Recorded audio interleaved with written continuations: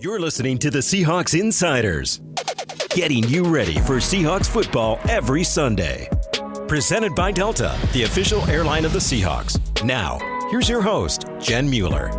There are not enough words to describe how big or maybe how fun this game is going to be against the Rams on Sunday. But John Boyle, I know that you are going to come up with some words that we can just really hang on to describe the magnitude of what we expect to see between these division rivals. Oh, geez, I know you're going to put me on the spot for my vocabulary. You're a writer, John. You're a writer. I sit in front of a laptop and I contemplate coming up.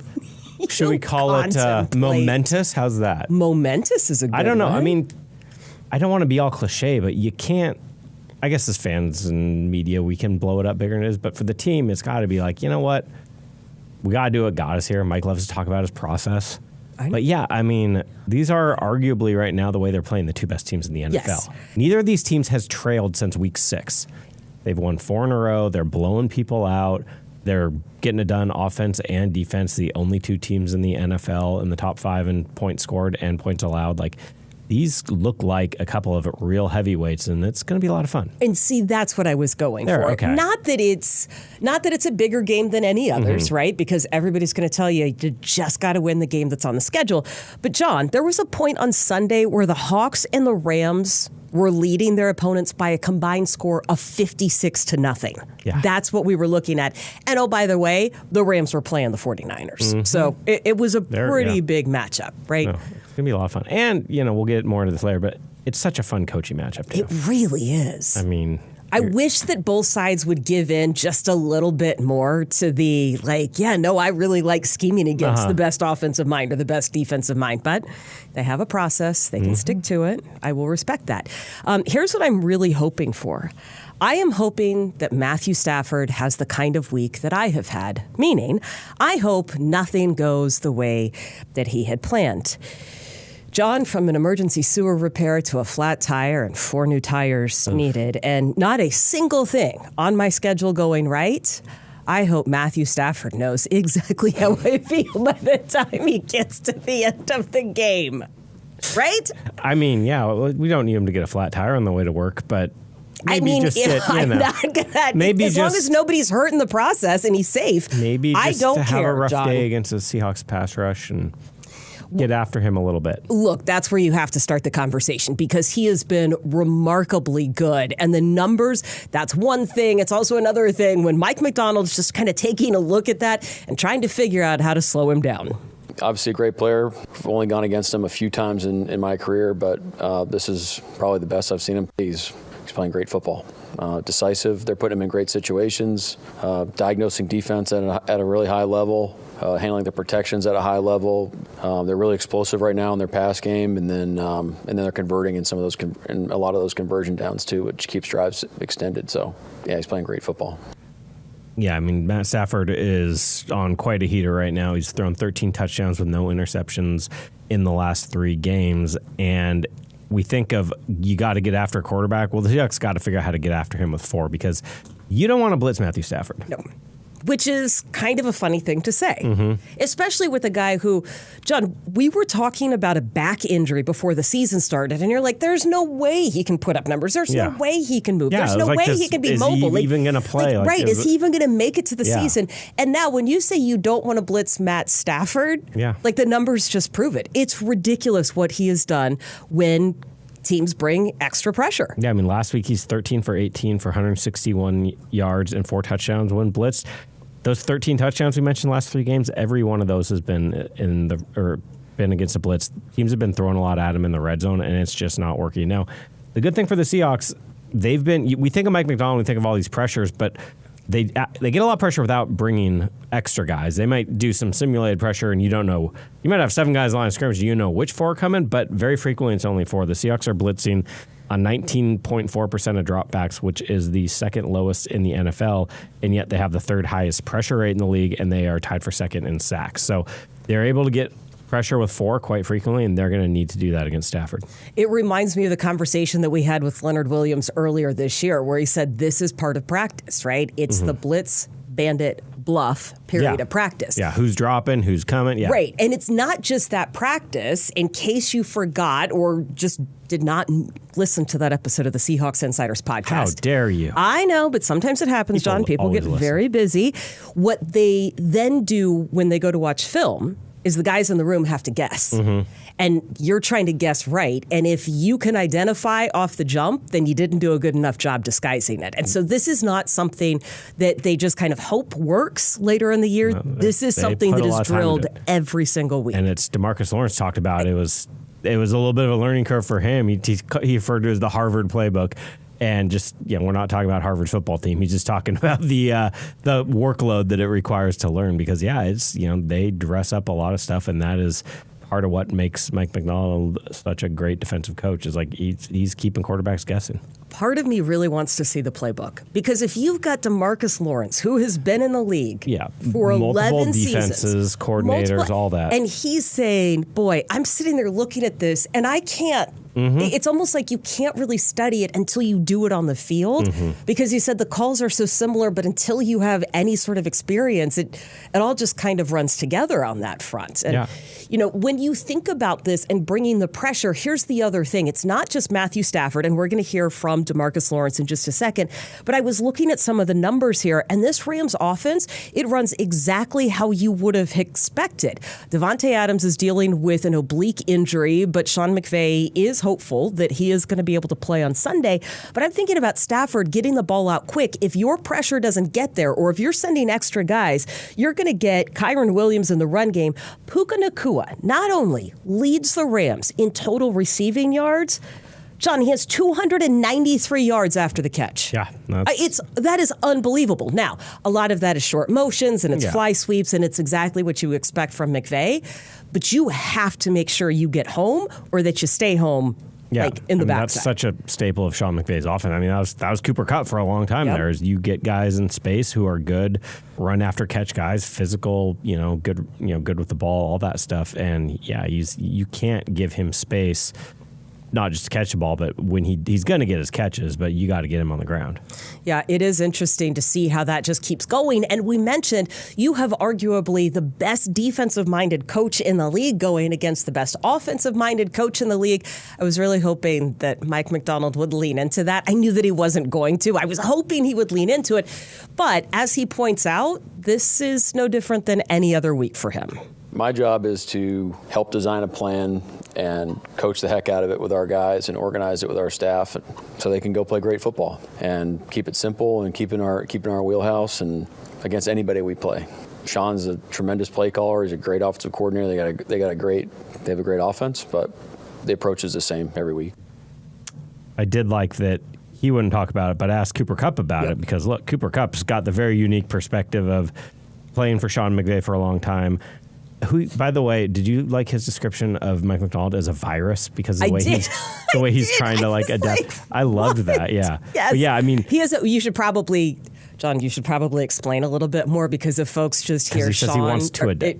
Mike Macdonald says he's a virus. He wants to adapt. Yes. Meaning, he wants to figure out how to attack an offense and then adapt to what they're doing, much like viruses unfortunately can do to us. But he did refer to it as a chess match. He used that term on his own with these two coaches. And again, he has such a unique perspective of his whole football life before this year was playing for an offensive coach, talking offense all the time with your head coach, and now all of a sudden your offensive coach is on defense. But I think it's a cool change of pace for Cooper Kupp, and Cooper Kupp's been very valuable to that coaching staff as well. Yes, and he does enjoy finding the little nuances from the defensive side of things. And he had said, look, you are so far ahead of things now with a coach who is trying to prevent.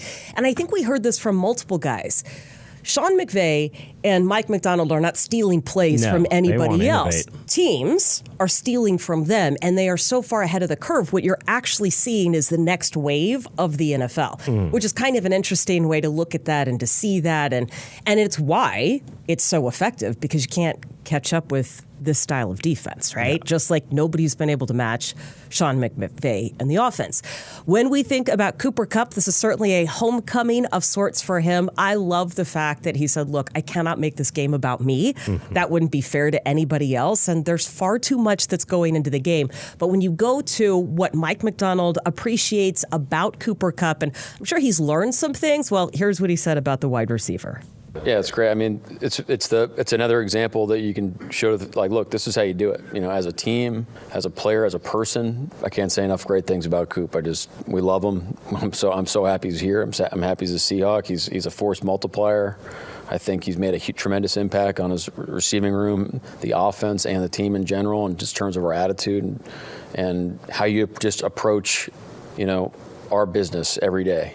We've started to learn over the last couple of years, force multiplier is a big compliment. That is a huge compliment for Mike Macdonald. Yes. These are the guys that he really feels like. It's what he says about Devin Witherspoon. It's what he says about Leonard Williams. And Cooper Kupp's been a good player on the field. He's made some really big third down catches. We had the big catch and run, but he hasn't been, what he was statistically early in his career. But man, I don't know that you're going to find a guy that coaches and teammates speak about as highly and like such just heaping praise on him for what he's meant to this team in the locker room, in the meeting rooms. We hear about him in the quarterback rooms. He's challenging everybody with his football knowledge. And I think, maybe at least I think within the building is very much appreciated, but probably from a big picture, national standpoint, people are undervaluing what a big signing that was for the Seahawks. Right. I mean, you're focusing on JSN, who goes over 1,000 yards in just 9 games, which is really impressive. Now, he's able to do that because you still do have Cooper Kupp as a threat on the other side of the field. The other thing that Mike Macdonald pointed to, and whenever this season ends, and however cohesive this team looks on both sides of the ball, Cooper Kupp gets a lot of credit because he specifically said, it's a Tuesday during, mini camp, and you're doing install. This is back in, May? Yeah. And you're trying to maintain this level of energy and enthusiasm and attention to detail, knowing that the season is months away. Mm-hmm. And what you want to do is go out there, have a good day of work, and actually enjoy being around your teammates. And he said Cooper Kupp was all part of that, right? Like it was part of his energy. It's part of his approach. And you get that buy-in, and you needed the buy-in on the offensive side of things with as much change. You can point back and say he's the one that helped bring it all together. Yeah, I mean, he's just such a huge part of what this team is doing. And it's, I think, again, sometimes we just look at the stat sheet on Sunday and say, he's fallen off or whatever. It's like, no, he's not getting the opportunities. Like, you look at the rate he's getting targeted compared to when he was in LA, but he's actually efficiency-wise, he's better than he has been in years in terms of how you define success rate and all these different things. It's just the ball's not finding because you happen to have this year, the best receiver in the NFL playing next to you. But yeah, just a huge addition for this offense and really the whole team. And you only threw the ball 12 times last game. So there's only so many touches. Sam Darnold didn't even qualify for weekly. If you see a chart of weekly quarterback performances, he's not even on it. Didn't qualify. How many times did we, because I chart all the plays on the sideline so I could tell kind of where the trends are. And I'm like, when was the last time he threw the ball? That was the fewest pass attempts in team history. I looked that up. Never had it. Gosh, yeah. And 8 of those were in the first quarter. They threw 4 passes. I know. It was, it was crazy. Weird game. But which means that, that might have really screwed up some fantasy numbers last week. I would imagine. I would also imagine that people are starting to set that roster, really look at the playoff push. But I know that our fantasy insider, Scott Engel, has a much better idea of what's happening. Thanks, Jen and John. And here we are, Week 11, fantasy football. Only 2 teams on a bye this week, New Orleans and Indianapolis. And we have everything you need for the playoff push. Playoffs coming up soon. These are important weeks coming up in fantasy football. We start a quarterback for Week 11. Joe Flacco is a top 10 start. Pittsburgh ranks 26 in fantasy points per game allowed to opposing quarterbacks. In that same game, don't hesitate to use Aaron Rodgers against the worst defense in football, Cincinnati. These 2 teams, when they last met in Week 7, went well over 60 points. It could happen again. Fantasy benefits there. At running back, J.K. Dobbins is dealing with a foot injury, so we could see a lot of R.J. Harvey in a big game against the Chiefs. So get the rookie in there. He's versatile. Also at running back, another rookie, Woody Marks. He's versatile, also getting a lot more reps, and he faces Tennessee, which ranks 28th in fantasy points per game allowed to running backs. And wide receiver Jawan Jennings of the 49ers should be very busy against the Arizona Cardinals. And in the big game for the Seahawks against the Los Angeles Rams, this is the week for Rashid Shaheed to start making an impact on your fantasy team. Rashid Shaheed faces the Rams, who rank 23rd in yards allowed to wide receivers over the last 4 weeks. Use him as a wide receiver 3 in your lineup.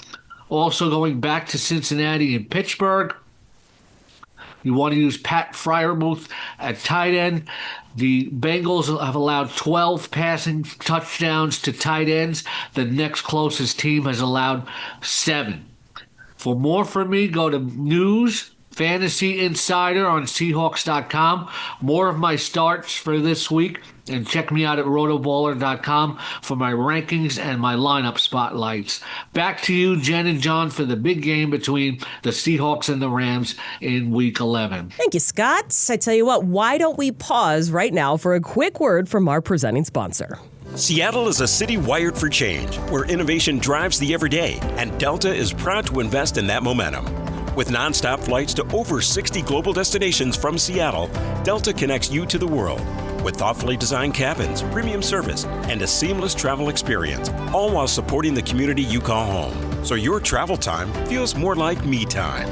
Delta, flying Seattle forward. Visit delta.com or download Delta's app to book your next trip. Well, one of the reasons, John, the Seahawks didn't have to throw last week is because they were ahead. By a lot, yes. By a lot. That helps. Did you realize that this year's team, first since the 1980s, fourth ever to exceed 30 first-half points 3 times in one season? I did realize that only because I saw someone tweet about that after the game. I was going to say, it might have been your tweet that I stole that from. I don't even And the remember. other one that really impressed me is top 3 first-half scoring performances, or top 4 this season, 3 are the Seahawks. They've had 38 twice and 31 once, and I think it was like the Vikings had a 34-point half. Yeah, it is pretty impressive. And Bruce Irvin stopped by practice this week. It was really fun to catch up with Bruce, longtime Seahawk. One of the greatest laughs. Oh, always. Such it's a character. So I love great. Bruce. It's so great. And we were watching practice for a little bit, and he said, Jen, it was like, look, nobody is going to be our defense. Like, that was a really special group. And he went on to say, we were all a bunch of misfits that wouldn't have worked in any other team, and we just came together in a special way. He goes, but the number one thing we had was confidence. It's like, we knew that we were going to win at home, so that was 8 wins. All we had to do was get 3 on the road. That's all you had to do, and it was pretty easy. And he said, I'm starting to see that in this team. Like, you just know you're going to win when you take the field. And I thought that was interesting perspective from the outside. And he watches games, and he'll be around the team, but he's not plugged in on a daily basis. And when it's that obvious, yeah, it shows up. To somebody who's been in that position, I thought that was really cool to hear, and really says a lot about how this looks to former players. Yeah, and I'll add to that, even though this isn't what Bruce said, like that group also had a special thing, like the connection that group had, and just how like close those guys were off the field. You know, they referred to it as a brotherhood, obviously. And you're seeing a lot of that, too. That's something when you talk to these players on both sides of the ball, but especially the defense, these veteran defensive linemen who've been around a lot of teams, like they sense it as well. Well, and that's part of the conversation that we had with Demarcus Lawrence this week. And he, of course, gets into the end zone a couple of times. Tyrese Knight, just incredible to get the ball out twice. You're never going to see that happen. No, same again. 2 guys. Same 2 guys. It looks very similar, just... It was really incredible. Yeah. But to hear Demarcus Lawrence talk about coming into this team, and I actually asked the question, did you have any doubt that you were going to be able to fit in? Because talent is one thing. To your point, brotherhood is another. And I love that he just laughed and he smiled. He was like, no, who wouldn't want to be my teammate? Like, no, he's great. Yeah, he's awesome. And from Mike McDonald's point of view, to see him work up close, well, it's really taken his respect and admiration up a notch.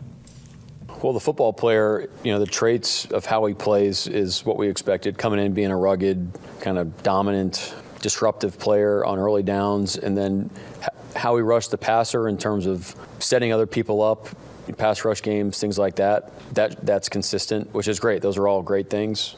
How he gets it done, you didn't know what his day-to-day approach was and the mentality that he had. So I think that's really helped, and it's been I wouldn't say it's a surprise. It's just you just don't know. I'm not familiar with the person. And just really appreciate the person that he is every day and the competitor he is. One thing I really like about that is it takes me back to training camp. It's really easy for coaches and players to all just be very optimistic and say the best things about people in July.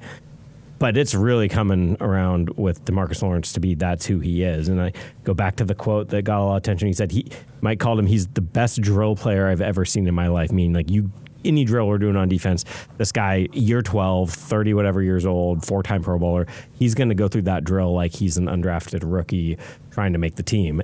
And lo and behold, 10 weeks in the season, he's still putting in that work. It's rubbing off on the other guys, the young guys there, and he's also producing at a really high level. And much like we talked about Cooper Kupp, he's been a really good player on Sundays, but like he's a guy that's also, Monday through Saturday making a big impact on this team. And when you talk about the impact that he makes, so in the locker room, Demarcus Lawrence's locker is on the same side as Leonard Williams, so you will frequently see those two talking, and it's right next to Byron Murphy. Yes. So you always see those three, and Jaron's right over there, right? Yeah. So you've got your veterans that are kind of anchoring that corner of the room.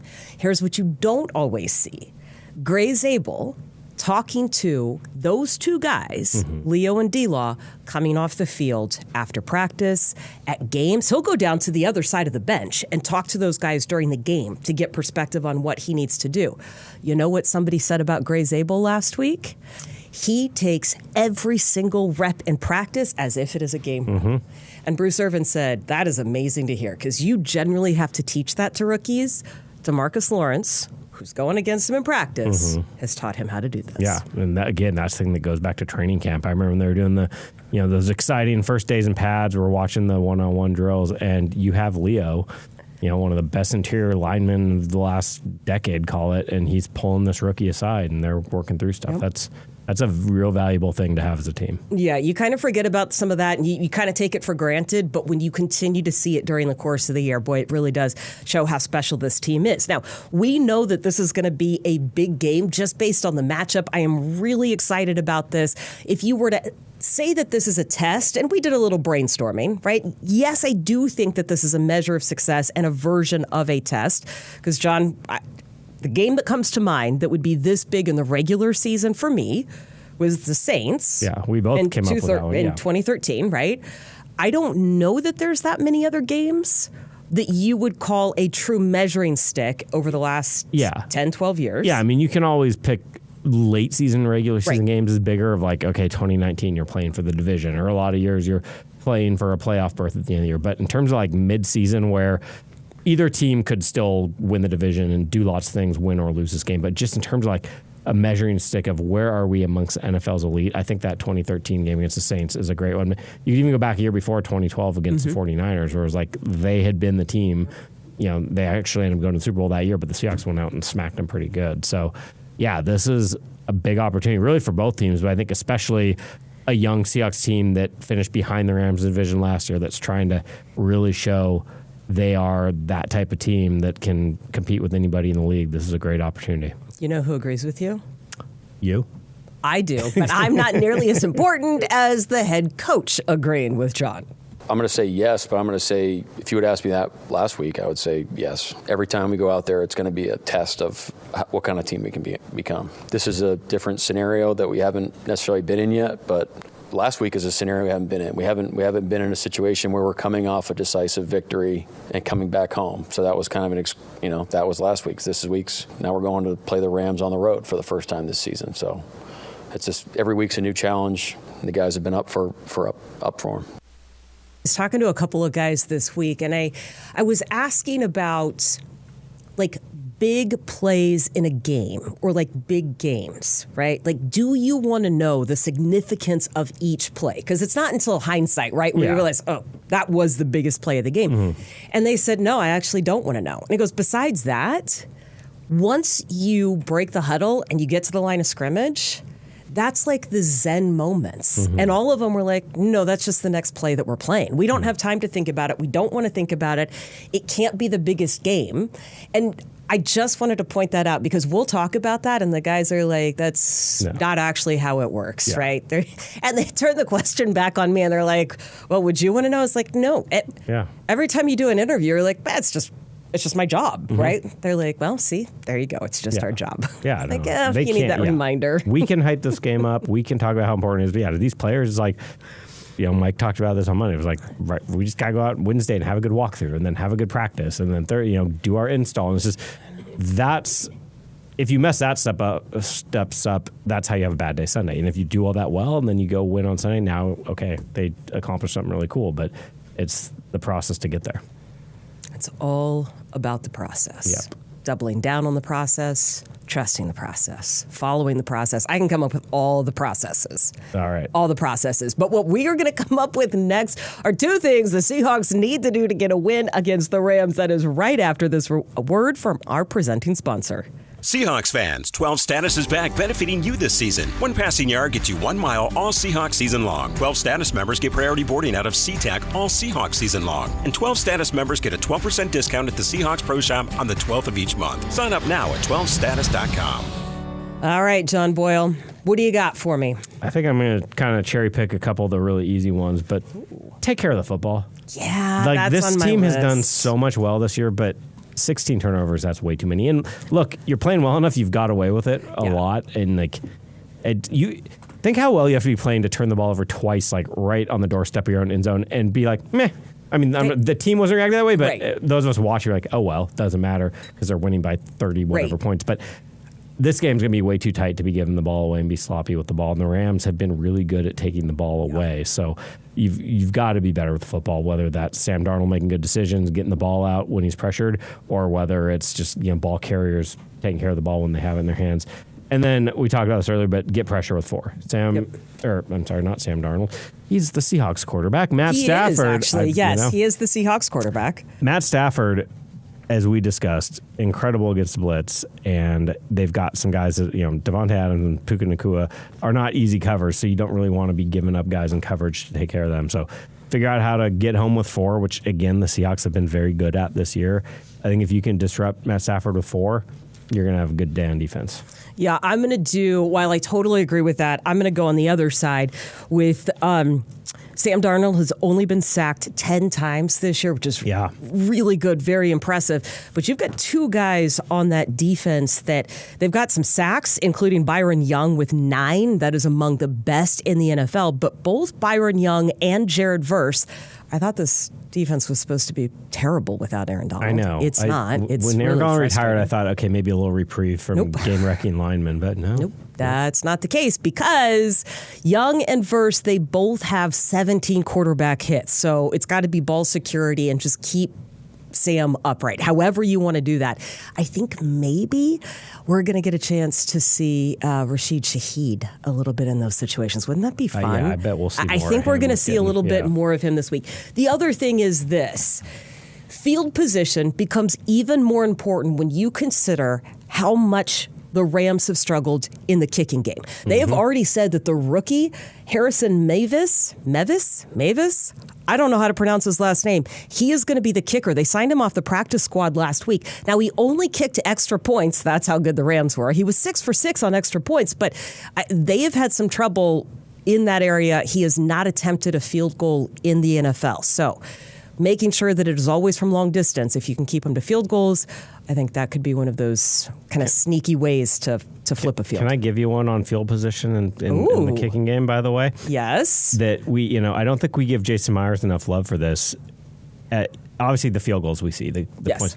But with the new kickoff rules, that creates so many cool opportunities for kickers to shine. And we don't, again, you don't like, oh, what an exciting kickoff that was. But the touchdown in Pittsburgh is the obvious one. But there's been a lot. The way he's been able to land the ball just short of the end zone, because if it goes in the end zone, they're going to take it out at 35 and get it, where it's hard to field or you get it on the bounce. The Seahawks we had our friends at Elias look this up because I was curious and I didn't know how to find it otherwise. Starting average field position, kickoffs only, not all plays. Seahawks opponents are starting at the 26.7 yard line. That's second best in the NFL behind only the Panthers. which that's, coverage matters a lot. Our coverage teams have been great, but that's very much a Jason Meyer stat as well. Yep. He's doing some cool stuff in the kicking game. It really is. Shout out to the special teams. They are going to play a big role in this one.